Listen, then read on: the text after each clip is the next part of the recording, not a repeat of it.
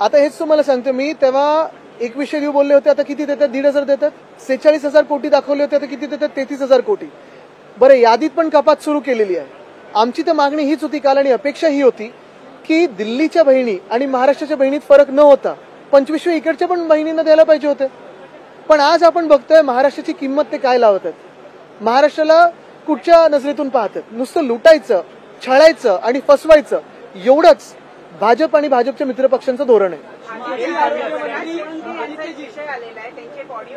कोणाचं? प्रकाश सोळंके यांची. ते म्हणाले की मी 10-12 कोटीमध्ये आमदार झालो, अनेकांना 40-45 कोटी रुपये लागतात.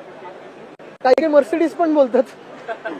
बघा, मी आता ही ऑडिओ क्लिप ऐकली नाहीये, पण काय की वातावरण एवढं गढूळ झालं महाराष्ट्रातल्या राजकारणाचं. आणि काल पण मी कुठेतरी एकदा बोलताना हेच बोललो की आम्ही सगळे आमदार म्हणून निवडणूक प्रक्रिया निवडणूक आयोगाकडून खर्च होतो, आपण सगळे आपल्या चॅनल्समधून देखील फिरत असता, सगळी प्रक्रिया पूर्ण झाल्यानंतर ज्याच्यावर चर्चा चालली हाऊसमध्ये, आमचा प्रयत्न हाच असतो की एक सकारात्मक चर्चा व्हावी. विधिमंडळ आहे, कायदे मंडळ आहे, ते कायद्यांवर चर्चा व्हावी.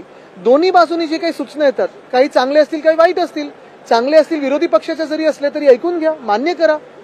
महाराष्ट्र तसंच तर पुढे जाईल. मी काही ठराविक घाणीवर बोलत नाही. तानाजी सावंत यांच्या काळात एक अँब्युलन्सचा घोटाळा झाल्यासमोर आलाय. शेकडो अँब्युलन्स खरेदी केल्या, करोडो रुपयाच्या केल्या, एकही अँब्युलन्स दिली नाही, एकही अँब्युलन्सचा उपयोग झाला नाही, पैसे केला पण नाही. अँब्युलन्स मला वाटतं खेकड्यांनी खाल्ले असतील.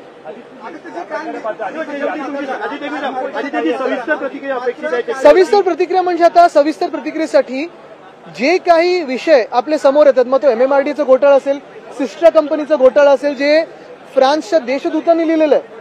अनेक घोटाळे आम्ही आपल्या समोर आणलेले आहेत. काही काही तर मला वाटतं इकडून तिकडून CM ऑफिसमधून वगैरे पण येत असतात आपल्या हाती.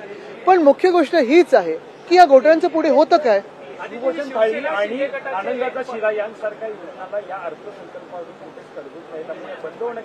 शिंदे गट बंद होतं का? हळूहळू ते पण होणार आहे.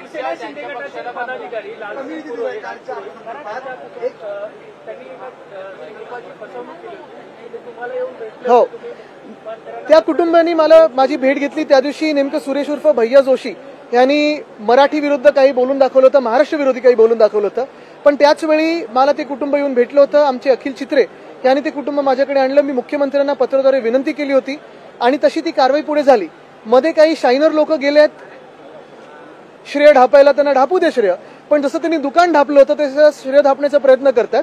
आणि तुम्हाला माहिती आहे ढापाढापी त्यांची चालू असते. पण ढापी आणि थापा मारणं हे शिंदे गटाची खासियत आहे. तसं न करता कुठेही आम्ही श्रेयवादात पडणार नाही, कुठेही एक तीळ मात्र श्रेय घेणार नाही, कारण मला ह्या घाणेरड्या गोष्टीचं श्रेय घ्यायचं नाहीये. जरी ते काम झालं असेल, मी त्या कुटुंबाला शुभेच्छा देतो. आणि तो जो कोण व्यक्ती आहे लालसिंग कोंडो आहे, तो किती दिवस आता आत राहतोय हे पण मला बघायचं. सगळ्यात कमी निधी दिला गेलेला आहे, 3 नंबरचा निधी दिला गेला आहे.